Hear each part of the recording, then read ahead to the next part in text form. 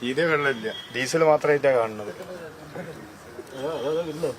ഇത് ഒഴുക്ക് നിർത്തിയെന്നാണല്ലോ ഇന്നലെ പറഞ്ഞത്. അടച്ചിട്ടുണ്ടെന്ന് പറഞ്ഞു. ഇത് വീണ്ടും ഒഴുകുകയാണല്ലേ? നല്ല ഉറവായിട്ട് തന്നെ വന്നുകൊണ്ട് നിൽക്കുന്നുണ്ട്. ഇതൊരു മാറ്റാൻ വേണ്ടി കോട്ടൺ ഇട്ടിട്ടുണ്ട്.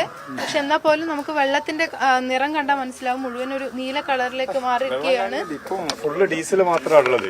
ഇത് കണ്ടില്ല നിങ്ങള്, 90% 100% ഡീസൽ തന്നെ. വെള്ളം ഒറ്റപ്പെടില്ല ഇതില്.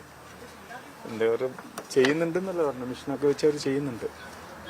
സാങ്കേതിക തകരാറാണ് എന്നാണ് അധികൃതർ പറഞ്ഞത്. അവര് പറഞ്ഞെന്തോന്ന് ഫെയിലിയർ സിസ്റ്റം കംപ്ലൈന്റ് ആണ്. ചെക്കിങ്ങിന്റെ ഭാഗമായിട്ട് നടന്നതാണ്. ഫസ്റ്റ് സ്റ്റേജും സെക്കൻഡ് സ്റ്റേജും സക്സസ് ആയിരുന്നു. തേർഡ് സ്റ്റേജിൽ അത് കൊളാപ്സ് ആയിപ്പോയെന്നാണ് അവർ പറയുന്നത്. മാനുവൽ അല്ല, സിസ്റ്റം കംപ്ലൈന്റ് ആണെന്ന് പറയുന്നത്. ബട്ട് നമ്മളിപ്പോൾ ചിന്തിക്കേണ്ടത്, ഇവിടെ പെട്രോൾ വരെ സ്റ്റോക്ക് ചെയ്യുന്ന സ്ഥലമാണ്. ഇത് മൊത്തത്തിൽ പെട്രോളാ വന്നിരുന്നെങ്കിൽ എന്തായിരിക്കും ഒരു അവസ്ഥ? നമ്മളാരും ഇവിടെ ഒരുപക്ഷെ നിൽക്കാൻ പറ്റാത്ത അവസ്ഥയാവുമായിരുന്നു.